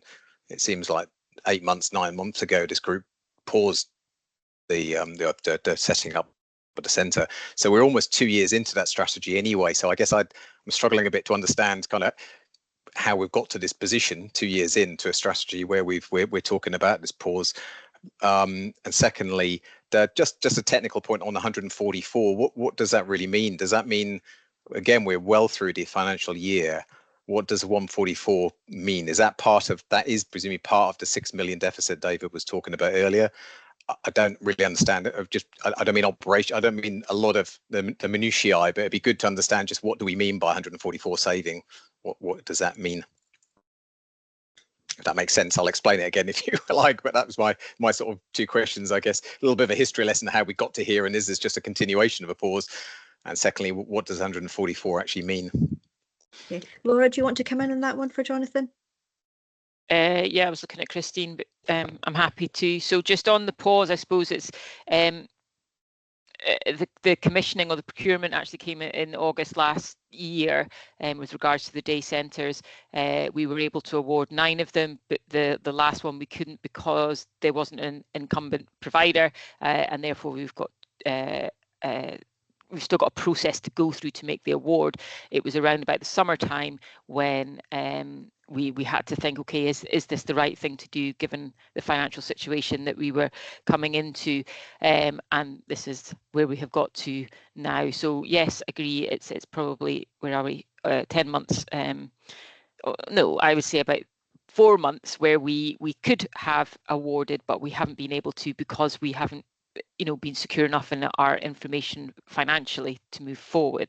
In relation to the budget side of things, so as Christine was saying, there is a saving as in we have not spent it. So when I look at my budget line for day centres, there is an underspend there of 144, or there will be by the end of the year, 144,000. So that, if you like, goes to that bottom line, but it's not in theory, not a budget cut, because my budget has not yet been cut. That money is there because we haven't come to the end of the review process. We haven't yet started it. So it's not been taken away, but that saving goes towards, albeit very small, but it does go towards that 3 million social care gap that we have, but not as a budget cut. It's just a saving that we are providing to reduce the overspend at the end of the year. David's probably going to answer that much better. Does that mean that the 140? Does that mean 144 was for the full year though? So if we actually started these services with only 4 months of the financial year left, it would be maybe a saving. I don't know. You'd make a saving 100,000 and spend 40. I don't know. Is that not, or do I just misunderstand kind of? Yeah, so it's 100. So 100 is the full year effect. So at the end of the year, because we won't commission a centre by the end of the year, no matter even if we agreed today to do it, it wouldn't be established. It will be very unlikely to establish by the end of March. So by the end of the year, there'll be 144 that will go to that bottom line of that budget. Okay. So currently the saving is whatever, 100,000. Okay, but I mean, just on the process. So sorry, I'll come back on that one. Yeah. In the paper, it talks about a pausing in February this year for that because of financial uncertainty. Is that so? To me, that read that we were 8 or 9 months into a pause already, and decision would be made by this group in February. Is that not? So we procured it in January. Christine's going to have to keep me right. We procured it, so we made the awards for the first 9 in January. We couldn't award at that point for the final 10th one, which was in Musselburgh, for a couple of procurement reasons, and because there were a number of providers that had put forward their interest in delivering. So there's a process we must go through before we can make an award. At that point, though, so you're right, probably a bit later than February, I would think. It was at that point that we were asked to just pause. We are in financial difficulty, and we need to look at this as a bigger picture. And then, as time has gone on, we're then asked to look at it again as we pushed for could we make an award, and now we've got to this stage, which is us asking or saying that we're going to have to pause and do a bigger review. Okay. Does that help, Jonathan? Okay, thank you. Okay. David, your hand was up. Did you want to come in on this point? Are you? I was going to come in, but but Laura's answered it Okay. well in terms of the 144,000. So our 7.4 million assumes that we don't spend any money this year. So obviously, if we make the decision, or the IJB makes the decision to commission it, there'll be an element of overspend. There'll be an element of spend which would make our forecast this year slightly worse. Okay, thank you, David. Maureen, you've been waiting patiently. Thanks. I mean, I suppose, just kind of going to the bigger picture stuff that Laura was talking about. It would be good to have some clarity around about the review. Is it only for the Musselburgh area, or will the review be the whole East Lothian day centres? And if so, when would you think that review would be taking place? Because obviously they've just been awarded contracts. So I suppose, in the spirit of transparency, I think we need to know what we're actually reviewing here. And as quite rightly pointed out, £144,000 is a drop in the ocean of what we were due. But I think the ongoing effects, we need to be really careful that we're not short-sighted here. Yeah, I agree. I don't think it can be just about one area. We need to look at this holistically with all the supports that we've got going in and all the providers that are affected. So it's not just the day centres that are affected, our meeting centre is affected by the decisions that we make, care at home is affected by the decisions that we make. So we need to make sure that we are looking at the provision holistically across the county. You're right, we have 9 day centres that we have got under contract, but we need to work with them. They are a big part of this story, and to involve them in what is the picture for East Lothian and how do we deliver services in the best way possible to make sure that we're delivering across the county. So they are involved because it's important they're involved in part of the design and rethinking of day service provision. But they are also under contract and delivering very well under that contract. So we have to work with that as well. Thanks, Laura. So what kind of time frame are we talking about for the review?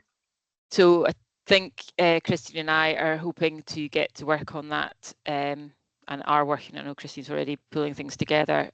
So it will be, in my head, I think we're working over November, December, January to make sure that we work with our new equalities lead, to work with all, as I've just said, our partners in this, to, I would hope to bring something back towards the end of January to say, look, this is what we've found out about the services. They're either, this is where we could make some efficiencies, or actually, no, we can't, this is what we need to do somewhere else.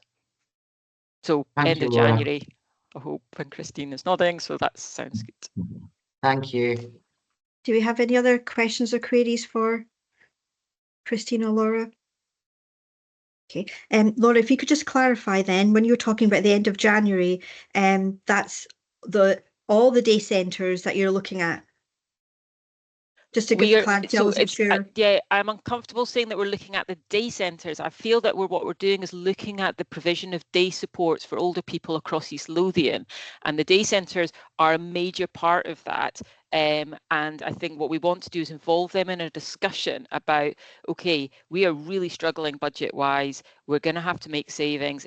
What is it we can do collectively to improve the offer or the delivery of services for older people around community supports in East Lothian? And that's what I'm hoping that we can come back in January and see what we've come up with.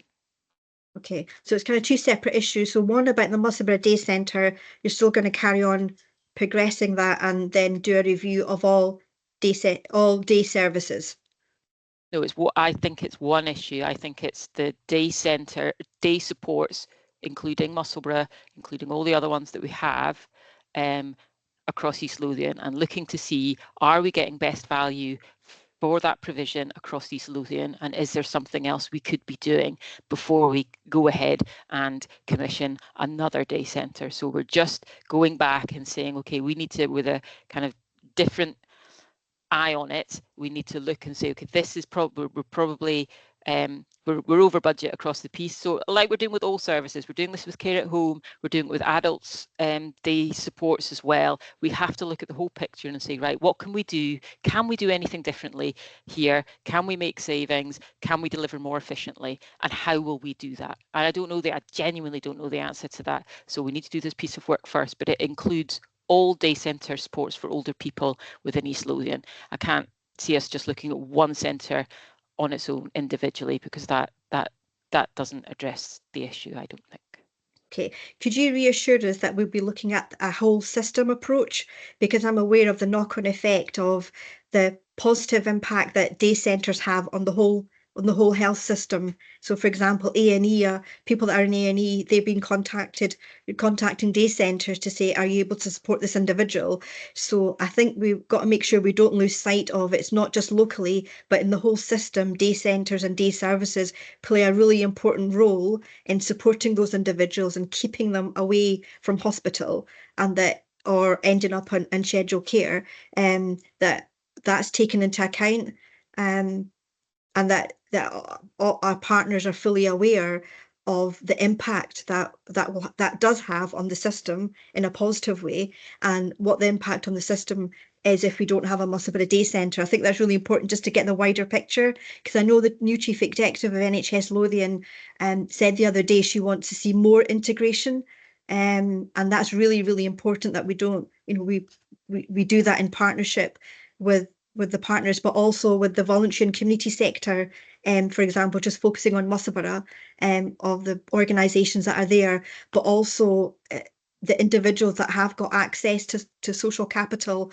and also resources, and to involve the local councillors as well in that process, because they're aware of lots of potential supports and resources that could support this project, so we don't lose sight of that. And I'm also really keen to make sure that we don't see a reduction in the day centre services or day services, because that's holding people in the local community, and if we take that away, they're going to end up where we don't want them to. And we're seeing all these adverts out saying, don't come to hospital, don't come to our door, don't come to hospital. And so where else is there for them? So I think it's important that we fully involve our other partners in this process, and they're fully aware of the impact either way. Yeah, and I think, so as we do for all our reviews, it's involving all stakeholders in there, making sure that we're making the right decisions. But they're, as you know, there are hard decisions to make, and I don't think we can make promises about anything just now in the way services or the amount of service that we can deliver.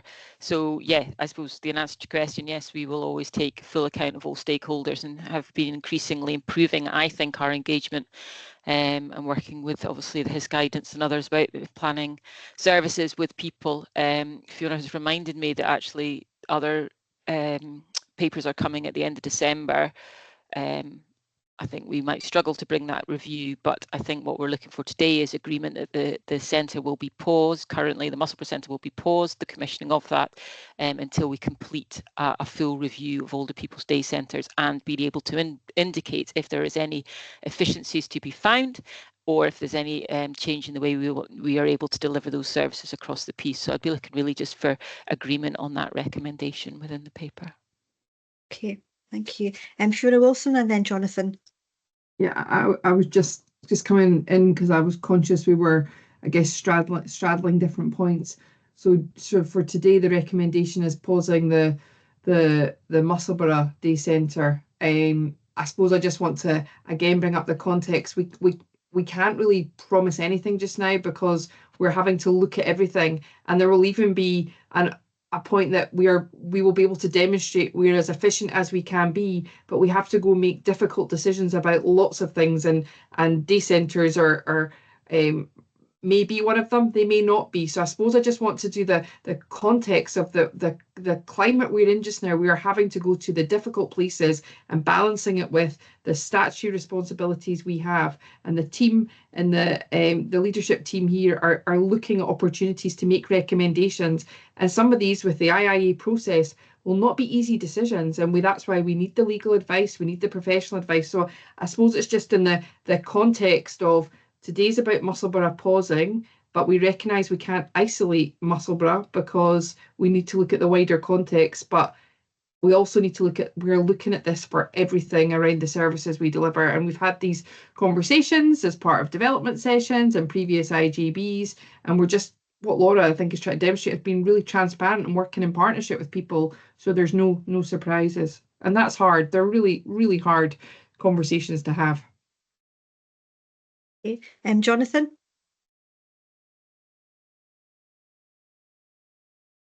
Jonathan, the mute button's on. Sorry. No, agreeing. Yeah. No, I just want to say that I feel that the scope of this review is absolutely critical, and we're not in normal times. I don't think, Shameen, we should be prejudging, predetermining the results of a review. So your comments about not closing other centres, I don't. If we're going to go into this and that's the predetermination, I don't follow why we would do it in a sense. So I don't. Not saying that. I'm just saying. So I'm Fiona's right. We're in such unusual times. Yeah, I think to make this an effective review, I think it needs to be very clear what question we're trying to ask. If it's a normal strategic review, you may come up with a very, very different answer for this review. You could come up with a similar answer to what we did with the 23-28 strategic review. So I'm kind of quite concerned about how you go into this to make it worthwhile for the officers to do this review and then come back to the IJB for us to assess. Maybe that's not for this forum today to discuss, but I'd just like to make that comment from me. Okay, thank you. Marilyn? Yeah, this relates to the next item 8 as well, but when we're just talking about engagement of community, the consultation process for the planning for older people to date has involved a lot of consultation, and that's been super, but it's still not finished. It's going for till December.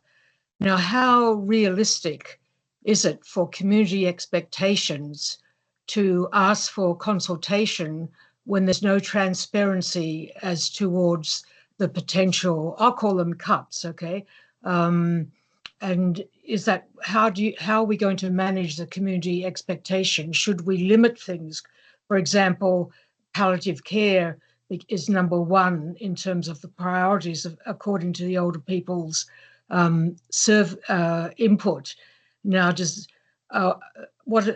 they're probably going to ask for more palliative care services, but how realistic? We can't really offer that an increase. That was it. Sorry. No, don't apologise. Thank you, Marilyn. I don't know if anybody wants to come in. Fiona? Yeah, Marilyn, I think you evidence you highlight the kind of the real challenge we are in just now. So it is right, and I think we've been very good in East Lothian around how we consult with people and engage with people, and we continue to do that. And even part of Laura's conversation just around the wider, just as an example, day centre is about engaging with people, talking to people. So I think we are aiming to be as transparent as possible. We are transparent around every IJB around the budget position. We are transparent around how we have to get into making difficult decisions. What we've not come up with yet this year is around that range of options. But again, we have to balance it with the risk. So I think we are good at engaging. I think, and the next paper recognises the financial situation because we don't want to be misleading. But we have to keep this part of the conversation. So yeah, we have to be realistic, and we have done, and I know from the conversations I've had with people and gone out, we have to balance the realism around the, I guess, the expectation and what people would like.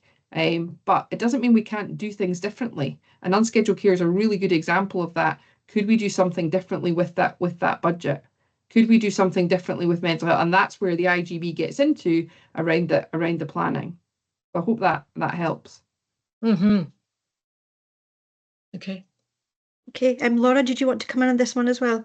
Just really quickly, so obviously we've got our new engagement officer in post. I know she's coming to see various people. But I suppose one of the things that she's already commented on, and Andrew also comments on, is we have got really good engagement with our communities, and Marilyn, you're obviously a massive part of that. And I think what we are grateful for is that they know and understand the financial position we are in and are really working with us to try and address some of those solutions. But I think, as you point out, Marilyn, it's disheartening for us all currently. You know, that we would love something to happen and we can see the benefits, but how can we get there? And there's the challenge. So I suppose it's just, again, from the planners and the commissioners in our team just how grateful we are for the engagement that we get from the community, and how strong it is, and how valuable it is that we have that information to bring back to the work that we do and the redesign and eventually the kind of co-production that we try. But completely appreciate your point that it's hard right now, and it's really disheartening because it feels unrealistic at times. We feel like we're offering something, but actually there's nothing there to give. So yeah, just really grateful for the input that the community are having and how they remain so engaged with us, and so willing to help in what is a really, really difficult position. Marilyn, did you want to come back in? Yeah, I think the first part of my comment revealed that I think the degree of engagement and consultation to date has been fantastic. And you're right in saying that I've contributed. I'm not doubting that at all. I'm just talking about going forward, how realistic is it in terms of community expectations. And when you say that people are aware of the financial, well, they might be aware of the financial position, but people that I know in the community don't really know that these things are potentially on the block. So I just think there needs to be some more communication around that. Yep, that's helpful. Thanks. Okay. Fiona, did you want to come in? Yeah, just to get Marilyn, that is really helpful, because I think we want to take people with us, even though they are difficult conversations. We've tried as much as possible to use comms on this. We've done this internally. We've done it externally where we can. So I think we need to do more of it. So I just think that feedback's helpful, and I would encourage it, because we don't want there to be a kind of a place of surprises. We do want to be honest, transparent, show our integrity, even though these decisions are going to be difficult. Thanks. Okay. Is there any other questions or queries from anyone? No, I don't see any other hands up. I think everybody will feel the same. We're really disappointed that we're having to put a pause on Musselburgh day centre facilities. We've got a reassurance that a review will happen and that will come back to look at how we take things forward. But I think in one of our biggest towns in East Lothian, it's really important that we're engaging with the key players in Musselburgh to look at how we take anything forward, because there's a huge amount of social capital and a huge amount of support there to take this forward. And how do we make sure that we harness that and get that support from people and work in partnership with them, and not lose sight of the bigger picture of how these day services support the whole system. So when we're talking about delayed discharges, you require local community interventions and supports to address that. And if we don't have them, then that just blocks the system. So it's got to make sure that our health partners are at the table and fully recognise what some of these day centre services are doing and the benefit that they are providing to our local communities, and the impact that will have on health by not having them. We need to be really, really clear and upfront with them to explain that, because I think we as NHS Lothian board members see the stats coming on the other side, but we need to, we're doing lots of work to that prevention and keeping people in the local community, and how we continue that in a really difficult situation. And you're absolutely right that the individuals that have said we need to raise awareness of this and the impact that it has on the whole system. Okay, Fiona, I'll pass on to you, because this is a roll call. Yes, thank you, Chair. The recommendation is as set out at section 2 of the report. I'll come to each voting member. Shameen Akhtar. Agreed. Jonathan Blaisby. Agreed. Patricia Cantley. Agreed. Andrew Cogan. Agreed. Martin Connor. Agreed. Lynn Jardine. Agree. Carol McFarlane. Agree. And George Maguire. Agreed. Thank you. That's the recommendation approved unanimously. Okay, thank you. Move on to agenda item number 8, which is planning older people services and a timeline update. I think that's David, is that correct? I think Andrew. Is it Andrew? Yeah, thank you very much, Chair. and thank you to the members as well. So today's Planning Older People Services Update report is presented for information only, and members are just asked to note its content. The report builds upon the previous report, which was submitted on the 27th of June 2024. So we've already touched on it in previous items, but the project's in the midst of a 12-week public engagement and consultation phase. It's actually very much at the midpoint. We commenced that phase on the 16th of September, and it's due to conclude on the 8th of December. We've got a really informative and wide-ranging engagement and consultation document that gives all the necessary background information, and we've been employing as wide a range of approaches as possible in order to reach as many of our key stakeholders as possible. So far, our face-to-face pop-up sessions have proved successful, and we've had 74 attendees across our Musselburgh, Trinent, Dunbar, Haddington and independent community panel events.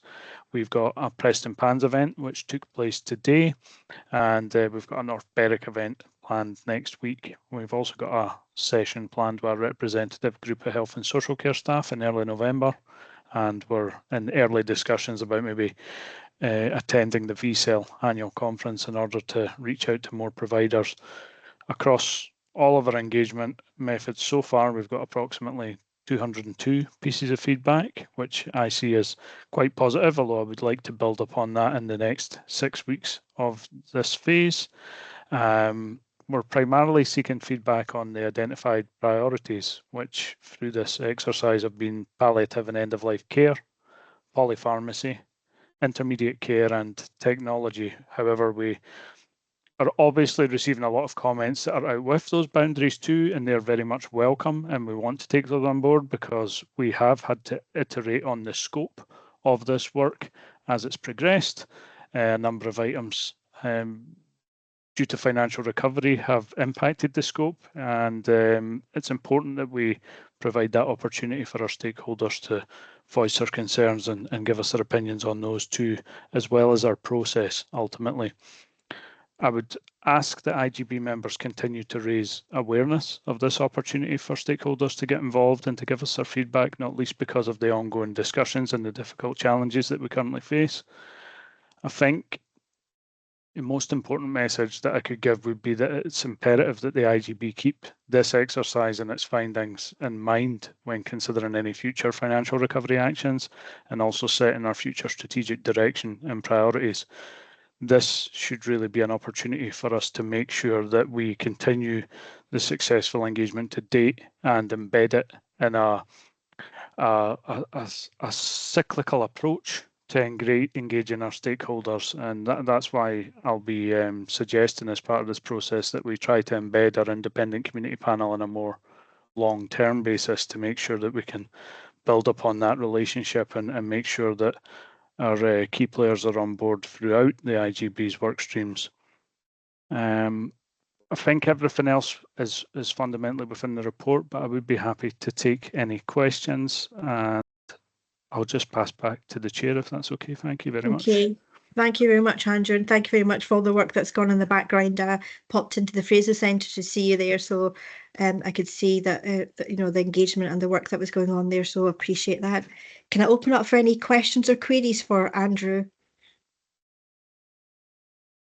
And Councillor Jardine? It's maybe not just a question for Andrew, but I note obviously that one of the key priorities coming forward so far is polypharmacy, and I'm also mindful of the discussion earlier on around the cost of the prescriptions side of things. I just wondered whether officers felt that, you know, as well as the challenges that are being presented around how we continue to deliver services for older people in as meaningful and useful a way, whether there's also maybe review opportunities for us in terms of some of what we're currently doing. And David, did you want to come in on that one? Yeah, I could touch on that because I think it's a really important point. So one of the things in our financial plan that we had this year was I think savings against the drugs budget of about £900,000. And part of that does include polypharmacy, and we have a team within the pharmacy who actually are looking at this. There is no doubt, though, that there is more opportunity there, and it's one of the things that we need to continue to look at and build on, because A, it's good for patients, but B, it's efficient as well in terms of our use of resource. So I think it's a really important point, and I think something we need to make sure that we don't lose sight of, and what is the scale of that opportunity that ultimately is the right thing for people and patients, but actually helps with our kind of financial position as well. So yeah, I think a really important point in terms of actually making sure we maximise that opportunity there. Thank you. Okay, is that okay, Lynn? Yep. John Hardman?